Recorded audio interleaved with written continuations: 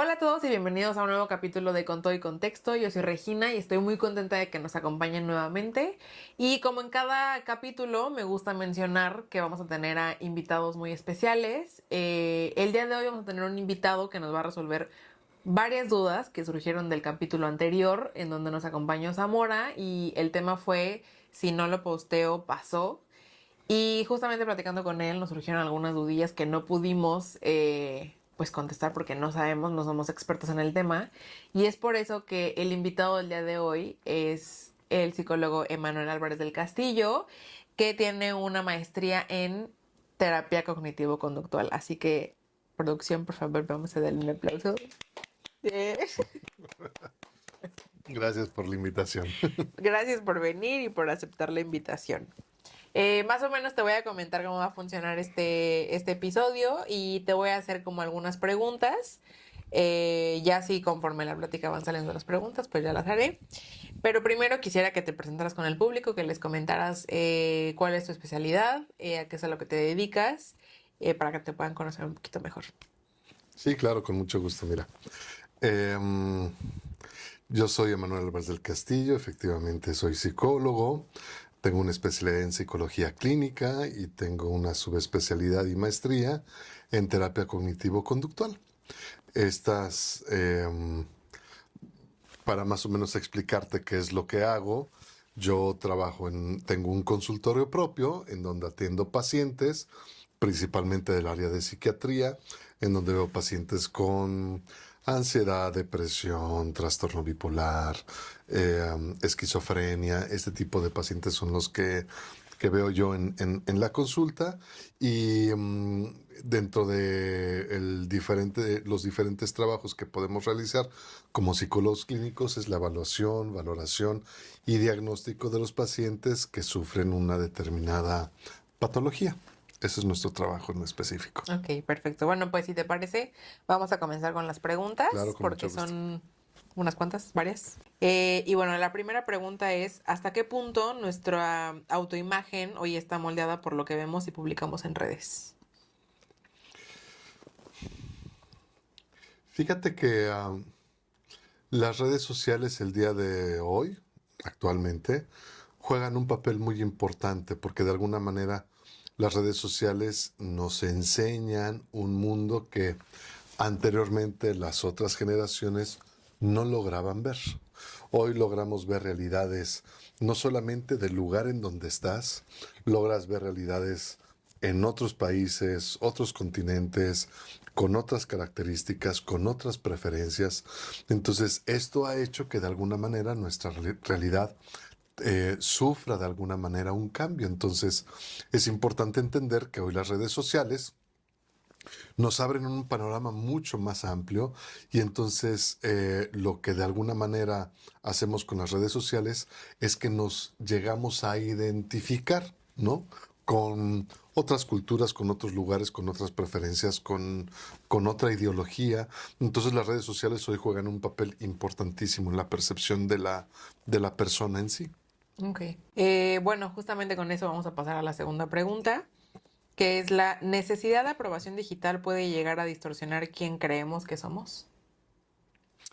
Sí, fíjate, en esto de la aprobación, sin duda, creo que una de las cosas más importantes que tiene el ser humano es la búsqueda de la aprobación. Técnicamente y generalmente la aprobación en un inicio la tenemos a través de nuestros padres. O sea, en el momento en el cual nosotros nacemos, el periodo de nacimiento hasta los 10, 11 años aproximadamente, la aprobación viene específicamente de la familia. Generalmente son los padres, son los hermanos en el caso de que existieran, son los tíos, son los abuelos. De ahí viene nuestra parte de aceptación. Y generalmente, no siempre, pero generalmente está cubierta. Pero pasados los 10, 11 o 12 años, hay una modificación en la manera en la cual percibimos nuestro mundo. Porque a partir de ese momento, la aceptación, si bien es cierta que es importante, la aceptación que viene con la familia, la que buscamos es de los grupos externos. No quiere decir que a un niño de 6, 7 años no le interese los amigos, pero a partir de los 10, 11, 12 años es muchísimo más importante la aceptación de los amigos que la aceptación de la familia. Y ese es el momento en el cual, cuando tenemos esta edad, 10, 11 o 12 años, comenzamos a tomar ciertas decisiones. Decisiones que tienen que ver, por ejemplo, si vamos a hacer darquetos, ponquetos,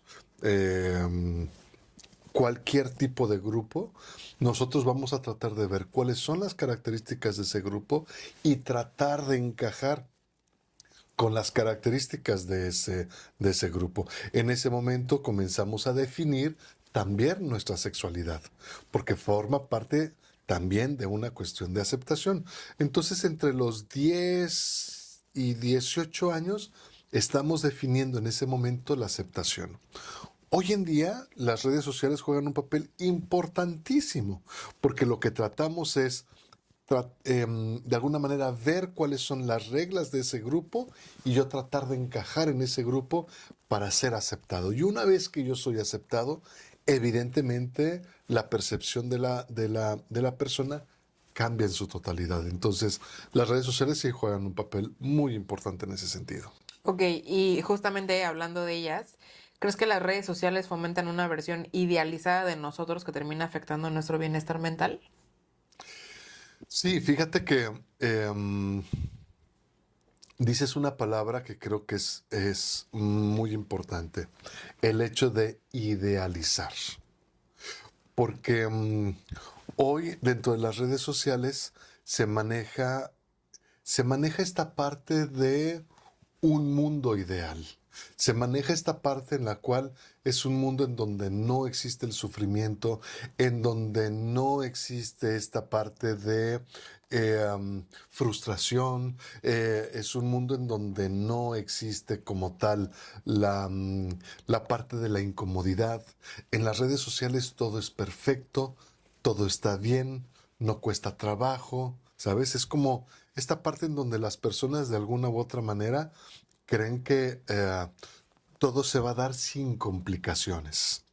Evidentemente, cuando la persona contacta con la realidad y se da cuenta que no es como se lo habían planteado, en muchas ocasiones lidiar con esa frustración cuesta mucho, ¿no? Ujú. Y entonces ahí encontramos muchos problemas, ¿no? En donde las personas de alguna manera tienen situaciones ya sea de depresión, de ansiedad, por el hecho de no generar los sueños que en algún momento ellos formaron a través de lo que vieron dentro de las redes sociales. Bueno, con esto me gustaría sacar un tema de justamente capítulos anteriores, que fueron como las relaciones amorosas, porque justo creo que aquí entra como la parte, bueno, un gran ejemplo, que en redes sociales no se muestra todo el proceso de una ruptura.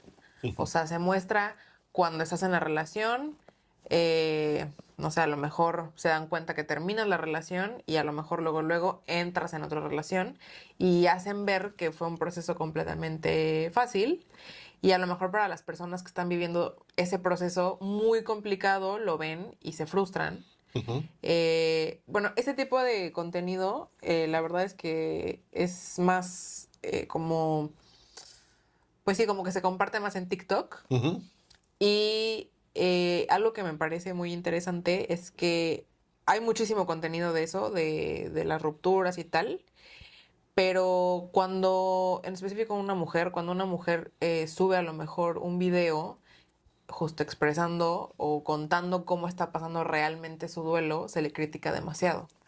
Y se le juzga el, no sé, el por qué te grabas llorando, o por qué subes esto, Oh, o porque quieres dar lástima, o ujú. porque, no sé, quieres que la otra persona te vea y quiere volver contigo, no sé, muchas cosas, pero, o sea, al final de cuentas sí se critica muchísimo eso. Fíjate que tocas un punto bien importante porque una de las cosas que es muy recurrente en el consultorio, muy recurrente, es que hay muchos pacientes que entran en cuadros depresivos justo por el manejo de esto que tú estás planteando. Voy a tratar de ampliar un poquito más la idea. Em, los seres vivos, todos, lo que tratamos de hacer es, tratamos de sobrevivir em, en el mundo en el cual estamos. Y entonces lo que vamos a tratar de hacer como seres vivos, vamos a tratar de adaptarnos al mundo, tratar de sobrevivir, pero para que pueda suceder eso, necesitamos encontrar cuál es la fórmula, cuáles son las estrategias que necesitamos para poder sobrevivir. Te voy a dar un ejemplo. Si yo me doy cuenta que a través de mi simpatía logro hacer muchas cosas, entonces mi simpatía hace que la gente diga, ay, qué bonito, ay, qué bien aceptado. Entonces, en ese momento, esta fórmula, yo digo, mi simpatía me sirve. Y entonces la fórmula la voy a repetir y la voy a repetir y la voy a repetir y la voy a repetir. Y entonces me va dando resultados, me va dando resultados. Y así vamos a ir por la vida. Y está genial. Pero hay momentos en los cuales la vida, las circunstancias, Dios, llámale como tú quieras, me pide que cambie esta fórmula. Y cuando cambio la fórmula, ahí es donde viene un tema complejo. Porque generalmente se cree que cuando yo cambio la fórmula, por lo menos lo que se ve en redes sociales, que sería específicamente lo de la cuestión de pareja, se ve que cuando se cambia es el cambio y obtengo resultados y todos estamos felices. Si yo te pudiera compartir cuál es la receta que nosotros utilizamos, y cuando digo nosotros, hablo nosotros como especie, es la misma para todos. Cuando tú decides hacer un cambio de fórmula, siempre después del cambio de fórmula lo va a acompañar una situación de incomodidad. Y entonces cuando tienes aquí el cambio, del cambio va a haber un momento de incomodidad y la parte de la incomodidad es aprender a vivir sola, aprender a vivir solo. Y no es fácil en un principio. Y esta parte de incomodidad, posteriormente vamos a tener una parte de aprendizaje, posterior al aprendizaje hay una aceptación y después de la aceptación, entonces comenzamos a ver resultados. ¿Sabes cuál es la parte interesante? Que esta fórmula, esta receta, por decirlo de alguna manera, lo ves en absolutamente todo. Películas, series, la vida real. Lo que tú pongas, esto es parte de lo cual se tiene que vivir. El punto de la incomodidad se tiene que vivir, la tienes que saltar, lo tienes que experimentar para que puedas encontrar resultados. Y en muchas ocasiones esta parte es la que nosotros no queremos vivir. Las redes sociales me piden mucho esta parte de, si te sientes mal, no tienes por qué estar ahí, no sufras, no padezcas, no. Entonces, la incomodidad se ve como algo negativo. Sin embargo, es algo positivo que está prácticamente conectado a un cambio de fórmula. Lo vemos en todo. Por eso la gente cuando ve estas historias, ¿no? En las películas en donde ves que está viviendo de una determinada manera, hay un cambio, le va muy mal, lo padece, lo sufre, todos nos identificamos con la historia. Posteriormente hay un aprendizaje, después del aprendizaje hay una aceptación y después la aplaudimos y... ¿no? Lo puedes ver con Spider-Man, lo puedes ver con Moana, lo puedes ver con donde le quieras ver. Moana tiene que brincar la barrera, esa es la incomodidad. Spider-Man tiene que lidiar con su incomodidad, entender cómo tiene que utilizar sus poderes, ¿no? Iron Man hace exactamente... Todos los personajes tienen que vivir por un proceso de incomodidad. Y eso es lo que en muchas ocasiones, este proceso de incomodidad, no lo queremos vivir después de una ruptura de pareja. Entonces parece ser en las rupturas de pareja, en redes sociales, es, porque así lo vemos además con las estrellas, ¿no? Estaba con este personaje, rompe, está con este nuevo y todos son felices y contentos. Y digo, no, esa no es la manera sana de cómo se tendría que llevar las relaciones. Bueno, justamente con el tema de las películas, siento que a veces hasta ya sabemos, ¿no? Sabemos una película, empieza bien, va muy bien, y ya ni siquiera nos emocionamos porque sabemos que en algún punto va a haber una parte difícil o una parte triste. Y sí, a lo mejor vas a tener un buen final, pero, o sea, hay que pasar de ese proceso, pues. Te identificas, Sí. ¿no? Es tanto, el otro día hablaba con alguien, y es tanto como decir, ¿Cómo podemos evitar que una persona que está manejando no viva esta incomodidad de estar en un semáforo y que se le apague el carro? ¿Cómo lo evitamos? No hay manera. Lo va a tener que vivir. ¿Sí? Alguien que tenga que exponer, ¿cómo le quitamos la incomodidad? Lo va a tener que exponer. Bueno, te diría, tú y yo en este momento. Tú y yo en este momento quiere decir que al principio la incomodidad de tenemos el nervio, ¿qué tenemos que hacer? Lo tenemos que, lo tenemos que vivir. Y una vez que lo vives dices, wow, lo aprendí. También para hacer ejercicio hay un momento de incomodidad. Para cuando haces dieta hay una incomodidad y después ves los resultados. Pero la incomodidad está implícita en todo cambio y en todo proceso. Sí, bueno, o sea, por ejemplo, yo quiero dar un ejemplo ahí, que creo que fue de los últimos cambios. Con una amiga fuimos a clases de pilates, justamente, cosa que nunca habíamos, que está en la producción, cosa que nunca habíamos hecho. Y sí, la primera clase llegamos con un perfil muy bajo y con mucha pena, la verdad. Y sí, habían ejercicios que no nos salían, ni en la primera, ni en la segunda, ni en la tercera clase. Pero ya en la cuarta, por ejemplo, clase, como que ya justo agarramos más confianza y todo, y pues ya, o sea, ese momento de incomodidad ya pasó y ya llegábamos muy confiadas a las clases y ya nos subíamos pues sí, al donde tenemos que hacer pilates y ya sabíamos los términos y todo y ya nos sentíamos unas expertas. Pero sí, justo tuvimos que pasar por ese proceso de incomodidad. Claro. Sí. Cuando aprendes un idioma, ¿cómo le tienes que hacer? Tienes que intentar hablar con alguien que hable inglés. Esa es la incomodidad. O sea, en todo proceso, todo cambio conlleva una incomodidad. Pero las redes sociales no te hacen ver esta incomodidad. Las redes sociales te hacen ver un mundo que no es real, que cambias de aquí y en automático tienes un resultado. Por ejemplo, te dicen, yo anteriormente tenía mi trabajo, emprendí y ahora soy millonario. Y digo, no, eso no es real.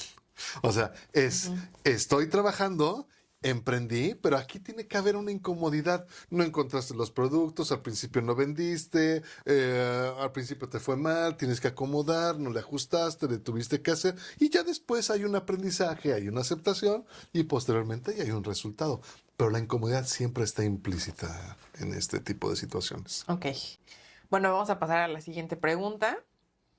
Que aquí ya vamos a tocar un poquito el tema de justo el tipo de terapia que realizas. Y es, ¿qué rol juega la terapia cognitivo-conductual para ayudar a una persona que ha perdido el sentido de sí misma por vivir a través de su perfil digital? Fíjate, generalmente lo que hacemos en la terapia cognitivo-conductual es una terapia que está enfocada en creencias.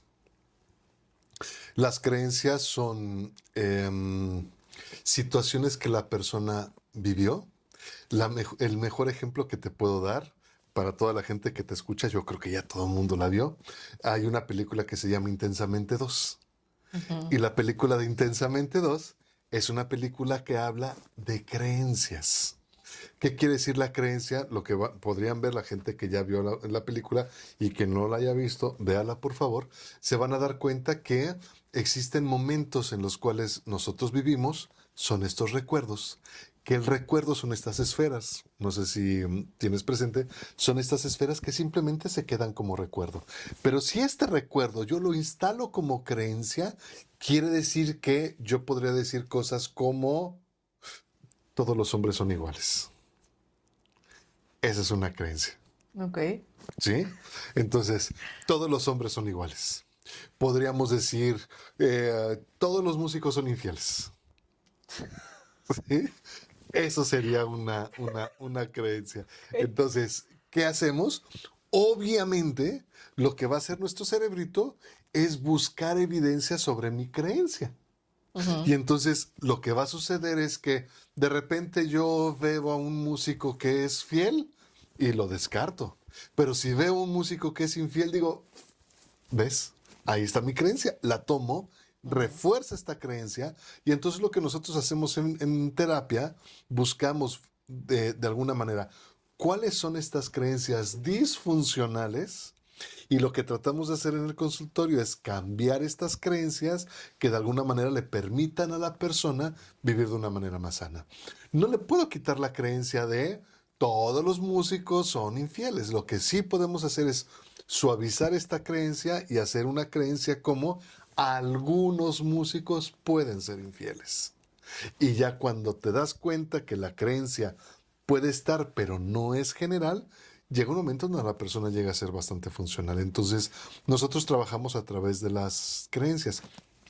En la película, por ejemplo, se veía una creencia que determinó todo, que decía, la creencia decía algo como, no soy tan buena.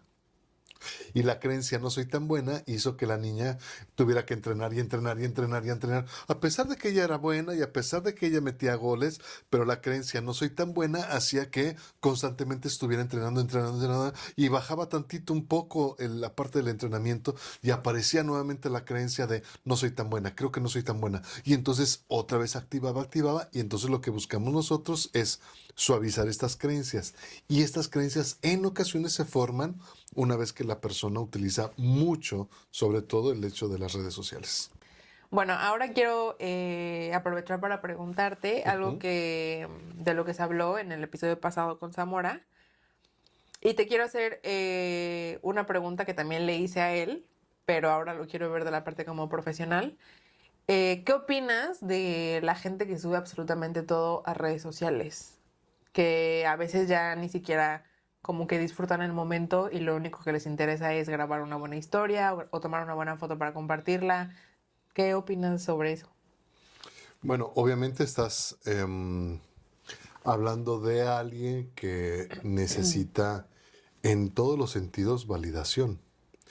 Se pierde un poco el hecho de la conciencia. O sea, la persona no vive el momento, no disfruta lo que está viviendo.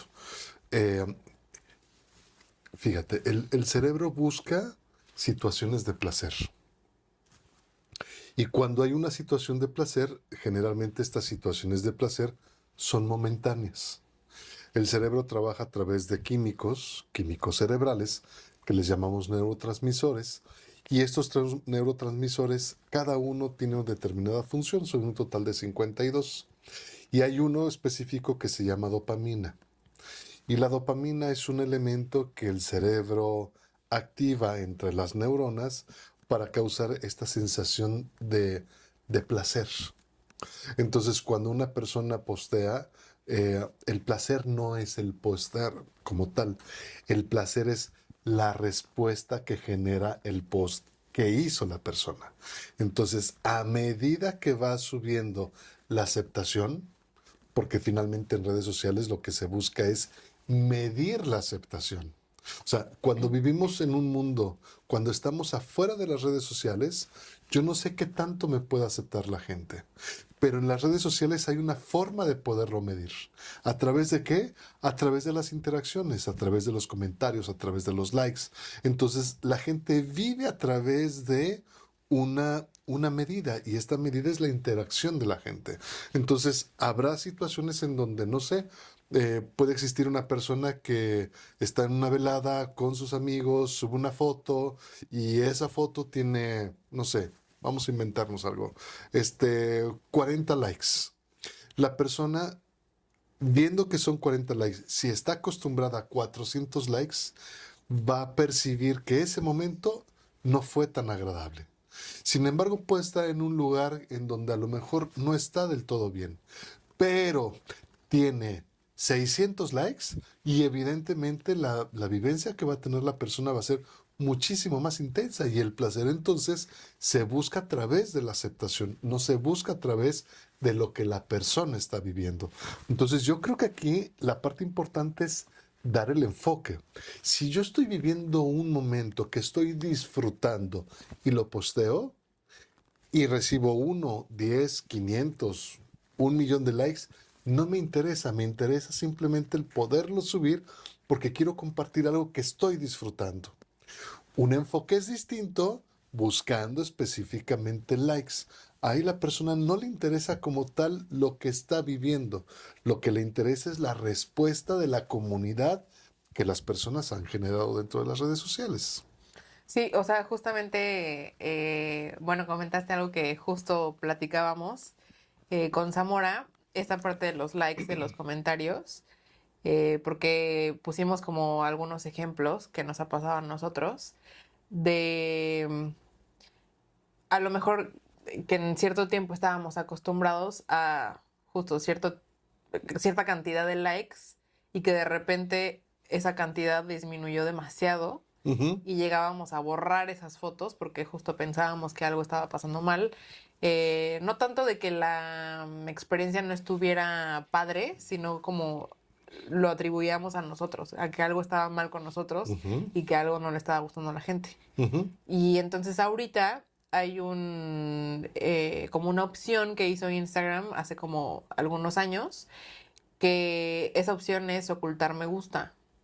Entonces, hay publicaciones en donde, bueno, eso es ya como cada quien lo decide, pero ya te da la opción de ocultar los me gusta. Entonces, a ti no te muestra, bueno, más bien, sí te muestra la cantidad de likes que tienes, pero a los demás no les muestra la cantidad de likes que tienes. Entonces, como que ya no te genera tanta presión ujú, y ya puedes subir, pues básicamente lo que tú quieras. ujú. Pero fue gracias a esa como opción que dieron por la cual la gente pues ya, o sea, siguió como que subiendo tal. Porque cuando sí se notaba mucho la cantidad de likes, obviamente pues lo eliminaban, Ujú. ¿no?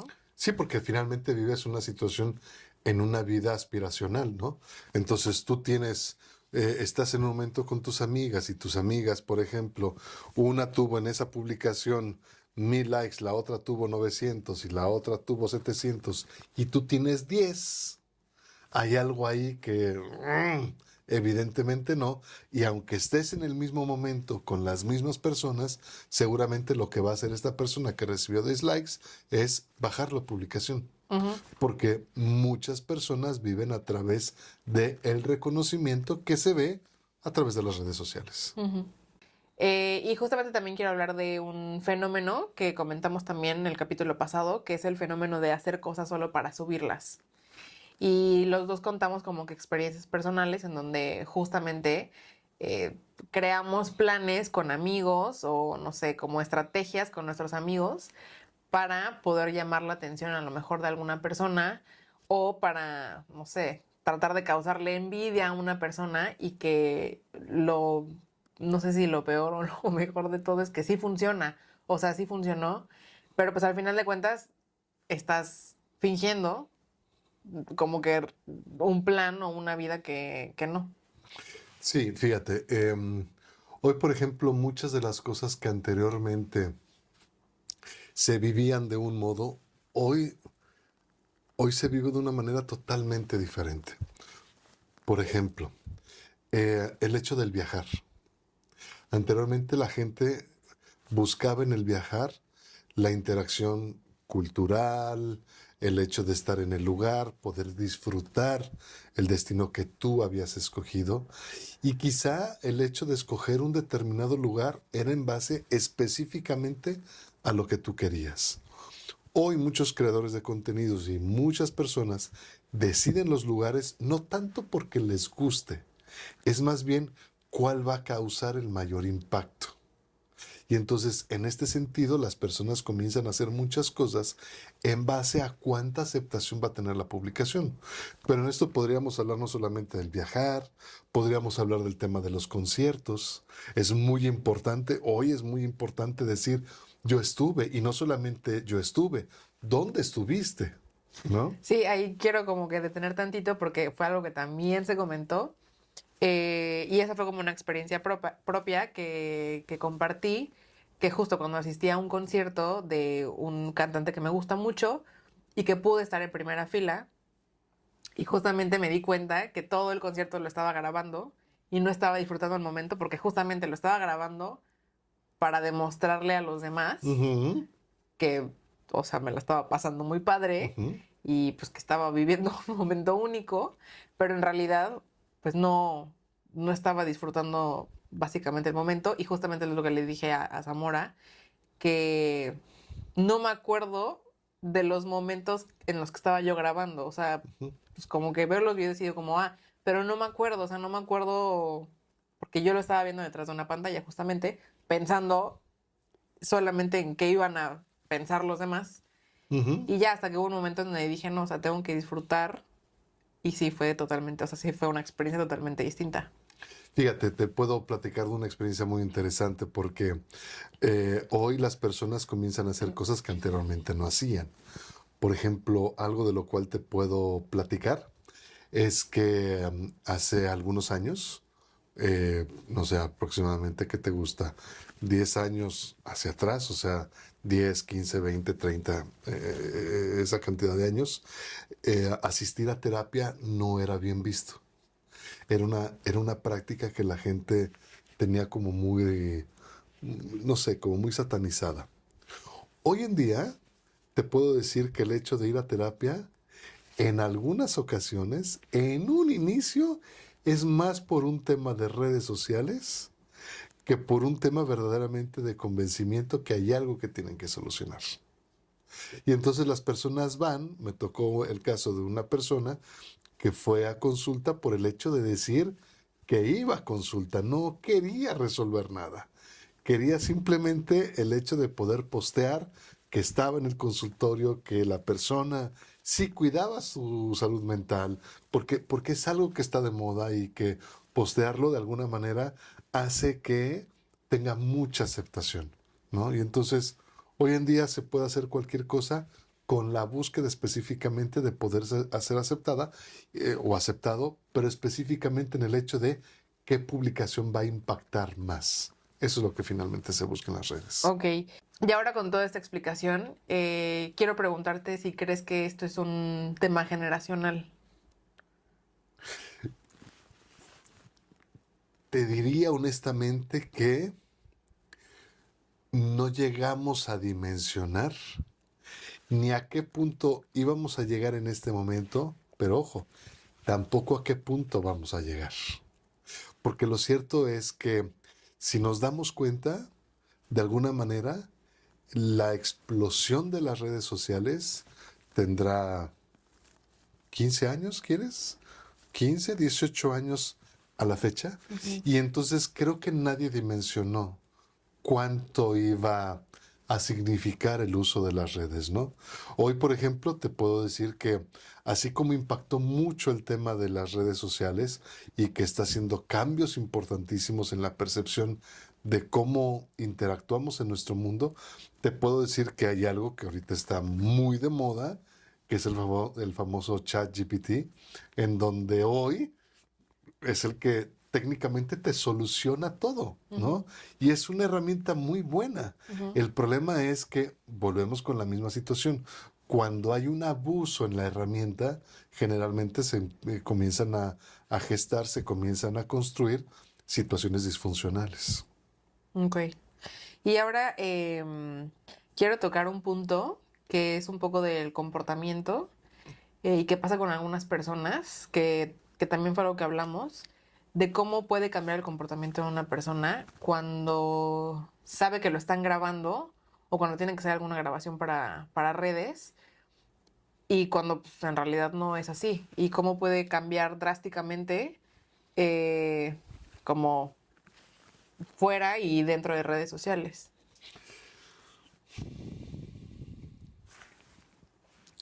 ¿Estarás de acuerdo que de alguna manera en redes sociales lo que buscamos es aceptación y mostrar una vida perfecta? Y en la búsqueda de la vida perfecta hay un punto que es necesario y es que la persona tiene que presentarse como si manejara muy bien sus emociones, ¿no? O sea, una persona en redes sociales tendría que ser como una persona que no tiene tristeza, que no tiene miedo, que no se enoja, que todo el momento está como muy positivo. Y entonces esta persona cuando vive en esa situación, lo que va a tener que hacer es que literalmente va a tener que hacer una... eh, um, va a tener que encapsular a sus emociones, va a tener que contenerlas, va a tener que amarrar estas emociones. Y entendemos en el mundo clínico que cuando se da esta situación, cuando se da esta conducta del manejo tan brusco de las emociones, en esta contención de las emociones, hay una alta probabilidad que la persona en algún momento presente algo que se llama trastorno de ansiedad. Entonces el Ok. trastorno de ansiedad es muy normal en las personas que manejan constantemente el hecho de la publicación en redes sociales, y la ansiedad evidentemente lo que hace es que te va desarrollando muchas conductas que en algún momento eh, um, merman mucho lo que es la salud de la persona. Ok. Y bueno, como que ahorita que mencionaste lo de la ansiedad, quisiera aprovechar. Ya hablamos lo de los posteos y con las redes sociales y tal, pero ahora aprovechando que estás aquí con nosotros, me gustaría que nos contaras un poquito tu opinión sobre un contenido en específico que está, creo que sí, ya muy fuerte en redes, creo que especialmente en TikTok, Ujú, que es la parte de, que hace rato como que siento que lo mencionaste un poquito del narcisismo y tal, pero por ejemplo, ya en temas más delicados como enfermedades, como ujú, el famoso todos son bipolares o no sé, el todos son tóxicos, y ujú, este tipo de términos que siento que ya están muy mal empleados. ujú. ¿Qué nos puedes contar sobre eso? Fíjate que es un tema muy interesante porque de alguna u otra manera lo que sucede con la situación es que em, históricamente se ha vivido en esta parte, ¿no? Anteriormente, en la época de los ochentas, por ejemplo, tú eres muy jovencita, pero bueno, quien este, se recuerda en la época de los ochentas, había un término que se utilizaba mucho, que era el término de moda, y, y era el término neurótico. Todo mundo era neurótico. Tan todo mundo era neurótico en esa época que inclusive te puedo decir que en esa época existía algo que se llamaban, o todavía existen, así como existían alcohólicos anónimos, existía algo que se llamaba neuróticos anónimos, porque todos en la época de los ochentas, todos eran neuróticos. Posteriormente en la época de los noventas, quien sea de los noventas se va a acordar de esto, en los noventas todos los niños tenían trastorno de déficit de atención. Todos. Un niño que medio se movía, déficit de atención. Medio no le entendía la tarea, déficit de atención, ¿no? A principios de los 2000, el término que estaba de moda era la bipolaridad. Todos eran bipolares, porque de repente estaba feliz y de repente se enojaba. Entonces era como medio bipolar, ¿no? Eh, um, Te tengo que decir que ese es un término muy, muy particular, porque anteriormente, en la época de los ochentas, la bipolaridad no existía, el término no existía, porque en la época de los ochentas se llamaba obsesivo, se llamaba maníaco depresivo. Entonces, llamarle a un paciente maníaco depresivo no era tan agradable, entonces cambiaron el maníaco depresivo por bipolar. Pero bipolar se oye más ¿no? Se oye más. Entonces la gente es bipolar. Y hoy, digamos que la definición más, ¿cómo decirlo? Más recurrente que escuchamos nosotros en el consultorio es que todos son narcisistas. Mi jefe es narcisista, mi pareja es narcisista, mi suegra es narcisista, ¿no? Todos son narcisistas. Entonces es muy común. Y aquí, fíjate que la parte complicada es que cuando hablamos de redes sociales, en muchas ocasiones, sobre todo TikTok, ¿no? Y un poco Instagram, son los lugares, los recursos que tienen las personas para poder entender mejor las condiciones de salud mental. Y lo que nos damos cuenta es que no siempre la información que se encuentra en las redes sociales es una información real. Entonces, en muchas ocasiones llegan a consultorio personas que tienen una situación de ansiedad que está disparada, que está hasta arriba, porque pensaron, porque creyeron que la ansiedad es algo que se pueda resolver de manera como muy superficial, ¿no? Condiciones serias como el trastorno límite de la personalidad, lo que le llamamos el TLP, que también es muy serio. Las personas creen que es algo que simplemente con echarle ganas, las condiciones van a cambiar. Sin embargo, lo que yo te podría recomendar es que eh, acudan a un especialista para que pueda hacer el diagnóstico preciso y que las personas puedan encontrar las herramientas necesarias para que tengan una mejor condición de vida. Bueno, pues hemos llegado al final de nuestro episodio. Pero antes de irnos, quisiera saber si quieres compartirle algo al público que consideras bastante importante que tengan en cuenta. Pues fíjate, yo te diría que después de haber hablado y tocado algunos puntos importantes sobre las redes sociales, creo que la parte más importante es que las redes sociales no son malas. Ujú. Es una de las tantas herramientas que la tecnología y las innovaciones nos han brindado y que definitivamente el poderlas utilizar yo creo que pueden enriquecer mucho la vida de una persona. Sin embargo, como lo vemos dentro de la salud mental, todo tiene una determinada medida. Entonces, si el hecho de las redes sociales suma a tu vida y hace que tengas una vida mucho más saludable, mucho más sana y mucho más feliz, es importante poderlas utilizar. Sin embargo, creo que aquí la parte importante son los excesos, ¿no? Cuando hay un exceso dentro de las redes sociales, es una parte en donde tendríamos que poner como un poquito más de atención y entonces simplemente tratar de vivir los momentos que se viven, ¿no? Disfrutarlos y que las redes sociales sean un complemento, pero que no sean el centro de la vida de una persona. Yo creo que ese sería como el punto principal, ¿no? A poder considerar. Ok. Pues muchas gracias por acompañarnos. Agradezco cada una de tus respuestas a las preguntas que te hicimos, porque eran dudas que teníamos desde episodios pasados. Y pues nada, vamos a tener el próximo capítulo y esperemos que nos sigan acompañando. Y pues fue todo. Muchas gracias por acompañarnos. Gracias por tu invitación. Adiós.